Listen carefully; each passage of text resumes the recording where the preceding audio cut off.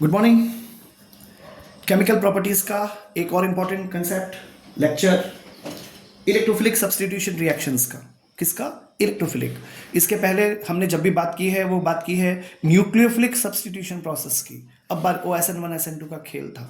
यहाँ पर जो कहानी होगी वो इलेक्ट्रोफिलिक सब्स्टिट्यूशन रिएक्शंस की है बेंजीन रिंग के लिए। जैसे मान लीजिए आपके पास क्लोरोबेंजीन अवेलेबल है, ठीक है ना, पता है आपको अच्छी तरह से क्लोरोबेंजीन यानी क्या, और समझने की कोशिश करते हैं जल्दी से। मान लीजिए आपके पास ये क्लोरोबेंजीन है, एम आई क्लियर? ये क्लोरोबेंजीन है। अच्छा, अब क्या हुआ, एक चीज मैं बहुत क्लियर कर दूं तो जरूरी होगा, क्लोरीन ब्रोमीन आयोडीन की प्रेजेंस के कारण इसमें -I इफेक्ट लगता है जो बेंजीन रिंग को डीएक्टिवेट करने का काम करता है। एक इंपॉर्टेंट पॉइंट है, दिमाग में रखिएगा, सोचिएगा। क्लोरीन ब्रोमीन आयोडीन की प्रेजेंस के कारण यहां पर -I इफेक्ट काम करता है जो बेंजीन रिंग को इनएक्टिव बनाने का काम करता है। Am I clear? तो रिएक्टिविटी कम करता है, वो ध्यान रखिएगा। चलिए अब शुरू करते हैं। होता क्या है, शिफ्टिंग प्रोसेस स्टार्ट हो जाती है। कैसे? ये जो दिख रहा है पाई इलेक्ट्रॉन, इसकी शिफ्टिंग होना शुरू होती है। कैसे शुरुआत होती है? यहां से ये जो Cl दिख रहा है इसके पास 6 इलेक्ट्रॉन से 7वां इंगेज हो गया। ये इलेक्ट्रॉन का पेयर यहां आ गया, ये यहां चला गया। नेचुरली कंडीशन क्या बन जाती है? कंडीशन ये बन जाती है, इसे आप बहुत अच्छे से वाकिफ हैं, मैकेनिज्म पार्ट में आपने सीखा होगा। यहां बन जाएगा डबल बॉन्ड, यहां बन जाएगा Cl, यहां बनेगा डॉट डॉट, यहां बनेगा डॉट डॉट, यहां आएगा प्लस। Am I clear? ये इलेक्ट्रॉन जो था यहां पे आ गया, इलेक्ट्रॉन की डेंसिटी यहां ज्यादा हो गई, आपको कोई डिस्टर्ब नहीं हुआ, आपको कोई डिस्टर्ब नहीं हुआ। Am I clear? चलिए आगे बढ़ते हैं। अगला स्टेप क्या ऐसा नहीं होगा? अब देखिए, जो चीज अनचेंज्ड है उसे कॉपी करना है। ये Cl हो गया, ये डॉट डॉट हो गया, ये डॉट डॉट हो गया, इसमें प्लस हो गया। अब ये जो नेगेटिव था ये इधर चल दिया और ये जो था वो इधर चल दिया। ये एक्चुअली अगले कार्बन पे शिफ्टिंग है ना। हर बार तो कार्बन नहीं बना सकते ना, इसलिए तो रिंग नोटेशन दिया जाता है, लाइन डायग्राम, है ना। तो ऑफकोर्स अब क्या करोगे, यहाँ पे क्या आता है, यहाँ नेगेटिव आ जाएगा और फिर क्या होगा, ये नेगेटिव यहाँ आ चुका तो यहाँ पे आ जाएगा, तुम डिस्टर्ब हुए नहीं। ये सिंपल सी कहानी हो गई। अगला स्टेप फिर समझ में आ गया होगा, ये अगले यहाँ पे शिफ्ट होगा, ये इस पोजीशन पे शिफ्ट हो जाएगा। कहानी क्या बनती है साहब, फिर से देखिए, ये डबल बॉन्ड है, ये क्लोरीन है, ये डॉट डॉट है, ये डॉट डॉट है, ये प्लस है। Am I clear? और फिर से देखिएगा, आप बरकरार हैं, आप यहाँ आ गए और ये शिफ्टिंग हो गई, इस पर डेंसिटी ज़्यादा हो गई। वापस लास्ट स्टेप में आप यहाँ पे शिफ्ट हो जाओगे, आप यहाँ शिफ्ट हो जाओगे। कहानी क्या हो गई, वापस फिर से एक बार क्लोरीन पर 2 इलेक्ट्रॉन, फिर 2 इलेक्ट्रॉन और माइनस जो था आ जाएगा तो प्लस गायब हो जाएगा। यहाँ पे आ जाएगा सिंगल बॉन्ड, ध्यान रखना। ये यहाँ पे पहुँच चुका है तो यहाँ पे हो जाएगा ऐसे, ये ऐसे, ये ऐसे। Am I clear? ये सिंपल सी कहानी है, रेजोनेंस का स्ट्रक्चर है, ठीक है, गुड। इस पूरी कहानी पे फोकस कीजिए, आपको ऐसा साफ साफ दिखाई देगा इस लोकेशन पे और इस लोकेशन पे। अरे ये लोकेशन और ये लोकेशन तो सेम है ना भाई, ये तो ऑर्थो पोजीशन है दोनों। इस लोकेशन पे और इस लोकेशन पे यानी ऑर्थो एंड पैरा लोकेशन पर इलेक्ट्रॉन की डेंसिटी ज्यादा हो गई है। तो कोई अगर इलेक्ट्रॉन किसी को चाहिए हो, मतलब क्या कहते हैं उसको, इलेक्ट्रोफिलिक। तो अगर इलेक्ट्रोफिलिक रिएजेंट आएगा तो कहां अटैक करेगा वो, ऑर्थो और पैरा पे। इस पूरी कहानी का एक इंपॉर्टेंट एक समरी बना सकते हो कि क्लोरीन ब्रोमीन या आयोडीन लगा होगा। देखो फ्लोरीन भी लगा सकता है, हेलोजन है। ऐसा बोल लो कि कोई भी एक अराइल हैलाइड लगा हुआ है, वो ऑर्थो और पैरा डायरेक्टेड ग्रुप है। वो क्या है, ऑर्थो पैरा, यानी आगे आने वाली स्पीशी को जो इस पर अटैक करेगा उसे इलेक्ट्रोफिलिक सब्स्टिट्यूशन के लिए जो आएगा उसे ऑर्थो और पैरा पोजीशन पर डायरेक्ट करेगा। तो हेलोजेंस ऑर्थो और पैरा डायरेक्टिव स्पीशीज होती हैं। आई होप आप समझ पा रहे हैं। हेलोजेंस जो होते हैं वो ortho and para directive species होती हैं। तो फोरकमिंग रिएजेंट को जो आगे आने वाला फंक्शनल ग्रुप है अटैक करेगा इस पे, जहां इलेक्ट्रॉन की डेंसिटी ज्यादा होगी वहां पर अटैक करेगा। तो ऑर्थो और पैरा पोजीशन पर डेंसिटी ज्यादा है, वहां अटैक करेगा। जिन रिएक्शन पे हमको बात करनी है वो आपको बहुत अच्छे से पता होता है। इस कैटेगरी में क्या क्या शामिल होता है, halogenation, nitration, sulphonation. Friedel craft reactions में 2 होते हैं, अल्काइलेशन एंड असाइलेशन। एक एक करके बात करते हैं। देखिए सब बस एग्जांपल्स लेते हैं। सबसे पहले आपने ले लिया chlorobenzene, am I clear? allow to react with chlorine, of course यहां पर आप लिखेंगे एनहाइड्रस AlCl3 नहीं तो FeCl3। am I clear? of course you are likely to create over here। अब बनाओगे यहां पे ऐसे, ये बन जाएगा Cl और ये देखिएगा Cl।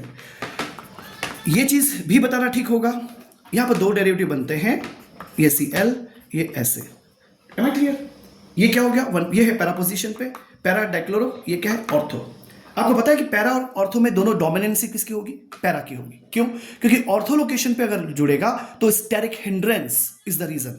Steric hindrance is the reason, इसलिए ऑर्थो पोजीशन अवॉइड होगी। कहां पे आएगा? पैरा। तो पैरा डोमिनेंट इसलिए होगा क्योंकि यहां पर स्टेरिक हिंड्रेंस की प्रॉब्लम नहीं होगी। यहां पर ऑर्थो पोजीशन में स्टेरिक हिंड्रेंस के कारण ऑर्थो प्रोडक्ट कम बनता है। ये लेस रहेगा, माइनर प्रोजेक्ट रहेगा, ये ज्यादा रहेगा, ये मेजर प्रोडक्ट रहेगा। Am I clear? Similarly nitration की प्रोसेस क्या कीजिएगा, आप बनाइएगा यहाँ पर Cl, आप यहाँ पे लीजिए HNO3 कॉन्सेंट्रेटेड, ऑफकोर्स इसको हीट करना है in presence of concentrated CH2SO4। Am I clear? अब आपके पास फिर से वही बनेगा, फिर से यहाँ पे बनाइएगा Cl और ऑर्थो पोजीशन पे नाइट्रो ग्रुप, और इस प्रोसेस को हम क्या कहते हैं साहब? इसे हम कहते हैं नाइट्रेशन। इस प्रोसेस को कहा जाता है नाइट्रेशन। इसमें भी पैरा डेरिवेटिव मेजर प्रोडक्ट होगा और ये माइनर होगा। Am I clear? जो ऑर्थो होगा वो माइनर होगा। सिमिलरली कहानी आती है सल्फोनेशन की। ये सिंपल रिएक्शंस होते हैं एकदम। इसमें क्या होगा? ये Cl है, ठीक है, क्लोरोबेंजीन है, let allow to react with sulphuric acid concentrated. इस केस में हीट करना होगा, ठीक है। अब क्या होगा? कुछ नहीं साहब, एज यूजुअल यहाँ पे बनाइए Cl, यहाँ बनाइए SO3H, ये क्या बन गया? सल्फोनिक एसिड बन गया, 2 क्लोरोबेंजीन सल्फोनिक एसिड बन गया, ये माइनर होगा। और मेजर प्रोडक्ट क्या होगा? फिर से एग्जैक्टली सब कुछ वैसा ही है, ठीक है। यहाँ हो जाएगा SO3H, ये होगा मेजर प्रोडक्ट जो पैरा प्रोडक्ट होगा, और जो ऑर्थो प्रोडक्ट होगा वो माइनर होगा। अब आता है Friedel-Crafts alkylation and Friedel-Crafts acylation. बहुत ही सिंपल सी कहानियां होती हैं, आई एम श्योर कि आपको समझ में जल्दी आ जाएगा। कैसे? अल्काइलेशन मतलब अल्काइल जोड़ना, असाइलेशन मतलब असाइल ग्रुप जोड़ना। असाइल मतलब CO, समझ में आता है? COCH3, COR, इस तरह के ग्रुप। देखिए कैसे आता है। तो आपने क्या किया? यहाँ पे ले लिया क्लोरोबेंजीन, फिर से एक बार, ठीक है, let allow to react with now CH3Cl। आप यहाँ पे RCl भी लिख सकते हो, मैंने लिख दिया CH3Cl। कैटालिटिक प्रेजेंस किसकी होगी? एनहाइड्रस AlCl3 की होगी, और आपको इसे डेल्टा शो करना है, मतलब हीट कर दिया। इस प्रोसेस को हम क्या बोलते हैं भैया? अल्काइलेशन। क्या बोलते हैं? अल्काइलेशन। इसे बोलते हैं फ्रीडल-क्राफ्ट अल्काइलेशन की प्रोसेस है। क्या होगा? ध्यान देगा, यहाँ पे जो H है और ये Cl, ये H आउट, मतलब कुल मिलाकर के क्या हो जाएगा? अल्काइल ग्रुप की एंट्री हो जाएगी, इसलिए तो अल्काइलेशन है। तो क्या बनेगा? ये बन जाएगा CH3, और दूसरा डेरिवेटिव क्या बनेगा? ऑब्वियसली जैसे आपने पहले भी किया है, ये CH3। फिर से एक बार, फिर से कहने की जरूरत नहीं पड़ेगी, पर कह रहा हूं ये कौन सा है? पैरा डेरिवेटिव है। ये ज्यादा बनेगा, मतलब ये मेजर प्रोडक्ट होगा, ये कम बनेगा, ये माइनर प्रोडक्ट होगा। Am I clear? फिर से वही कहानी।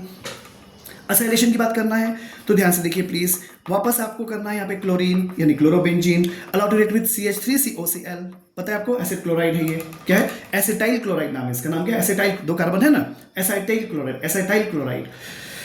अब इसकी रिएक्शन में वापस वही एनहाइड्रस, क्या होगा? AlCl3, और हीट ले लीजिए, और इसको क्या बोलेंगे? असाइलेशन, ACYLATION, असाइलेशन की प्रोसेस है। अब क्या होगा? वापस वही कथा कि इस कहानी में यहाँ पर क्या हो जाएगा? Cl, यहाँ पे आ जाएगा CH3CO, यानी COCH3 लिख देता हूँ, ठीक है। और यहाँ पर भी ऐसे एग्जैक्टली होगा, ये Cl और यहाँ पर COCH3। फिर से वही कहानी, यहाँ पर ये जो पैरा डेरिवेटिव होगा ये मेजर प्रोडक्ट होगा। Am I clear? तो ये है फ्रीडल-क्राफ्ट अल्काइलेशन, ये है फ्रीडल-क्राफ्ट असाइलेशन। यहाँ पे असाइल ग्रुप लगा है, मतलब समझ में आता है? इसको COCH3 कहा ना, RCO ग्रुप कहा, इसे असाइल ग्रुप लग गया इसमें अल्काइल का अटैचमेंट हुआ तो अल्काइलेशन है, असाइलेशन है।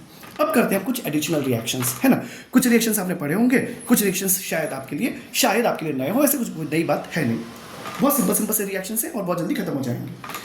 एडिशनल रिएक्शंस लेते हैं, देखिए ध्यान से। मान लीजिए मैंने बनाया यहाँ पे एक बेंजीन रिंग, अच्छी रिएक्शन है, कुछ ये रिंग बना दी।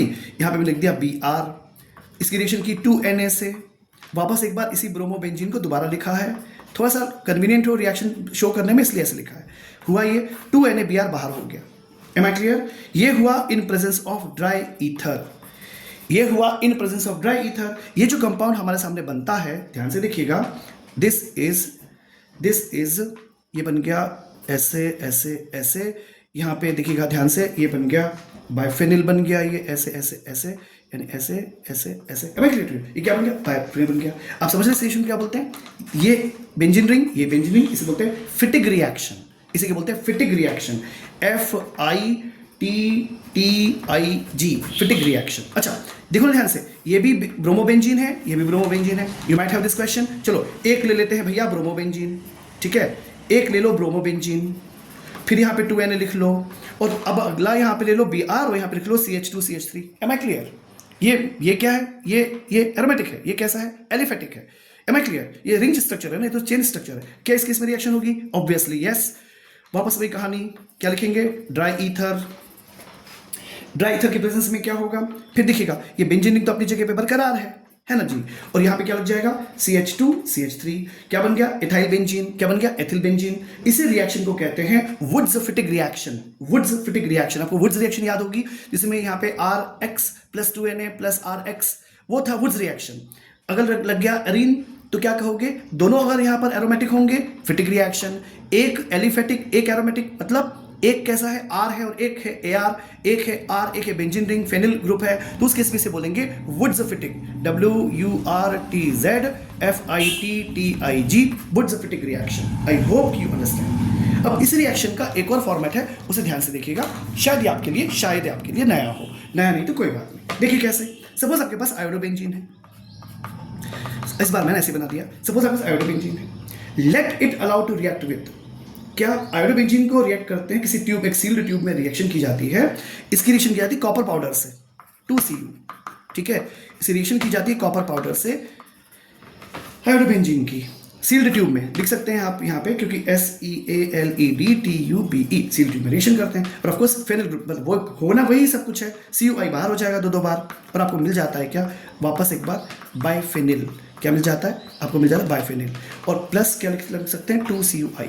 इस रिएक्शन को यानी हमने क्या देखा? Iodobenzene allow to react with the copper powder, ठीक है। इस रिएक्शन को कहते हैं उल्मान रिएक्शन, ULLMANN, और चाहो तो पूरा नाम लिखे तो BIARY, biaryl, Ullmann biaryl synthesis, इस नाम से इसे पहचाना जाता है। उल्मान बाई एराइल सिंथेसिस, इस नाम से इसे पहचाना जाता है। बनता क्या है?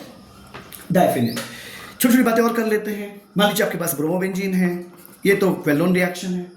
आपके पास है bromobenzene, let it allow to react with magnesium in presence of a dry ether, इसे हीट कर दीजिए, ठीक है। क्या बन जाएगा? Of course you might have with you, ये बन जाएगा RMgX की कैटेगरी का। क्या बन गया? ये फेनिल मैग्नीशियम ब्रोमाइड। जैसे RMgX होता है ना, वैसे ही है फेनिल मैग्नीशियम ब्रोमाइड, ग्रिग्नॉड रिएजेंट। है ना क्लियर? ये सिंपल सी कहानी है। सिमिलरली आप इसको स्पेसिफाई करना चाहते हो तो ध्यान से देखिएगा, एक इंपॉर्टेंट है, ये थोड़ा इंपॉर्टेंट है क्योंकि अच्छा है, इसमें कुछ चेंज आएगा। ये सपोज क्लोरीन है, let allow to react with magnesium, और यहाँ पे मैं लिख रहा हूँ ड्राई THF। उम्मीद है आपको पता है THF क्या होता है, हिट कीजिए इसको, and you might have with you of course. वापस आपको वही बनाना है, बेंजीन रिंग ऐसा, और ये बन जाएगा MgCl। ये वही है RMgBr, RMg था ना, वैसे ही है ये ARMgBr, ARMgCl, ये ग्रिग्नॉड रिएजेंट बन जाती है। Am I clear? चलिए आगे बढ़ते हैं, एक दो रिएक्शन और कर लेते हैं। जैसे मान लीजिए आपके पास ब्रोमोबेंजीन है, ठीक है, आपके पास है suppose bromobenzene, let allow to react with 2Li, lithium से रिएक्शन कीजिए, मेटल से रिएक्शन हो रहा है, ध्यान दीजिएगा। ड्राई ईथर, हीट, लगभग सभी में कंडीशन सेम होती है। ये आपके पास यहाँ पे क्या हो जाएगा? लिथियम आ जाएगा और बन जाएगा LiBr आ जाएगा। पता नहीं क्या है? ये है फेनिल लिथियम, इसे बोलते हैं फेनिल लिथियम, इसे बोलते हैं फेनिल, PHENYL फेनिल लिथियम बन जाता है। और लास्ट में but not the least important reaction है एक और, उसे भी देख लेते हैं। मान लीजिए आपके पास क्लोरोबेंजीन है, साहब का है क्लोरोबेंजीन है, इसका करते हैं reduction.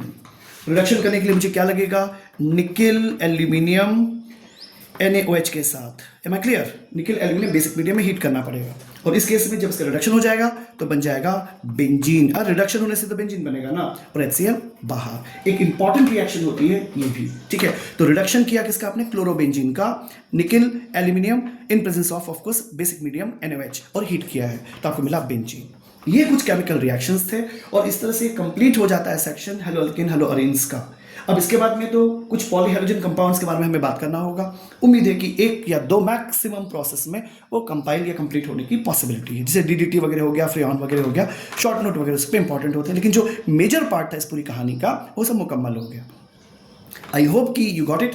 If you require something else, इसमें बहुत सारे रिएक्शंस हो सकते हैं और बहुत टिपिकल रिएक्शंस भी हो सकते हैं, तो कभी ऐसा होगा तो of course I shall try to make it. So good day, please keep on studies.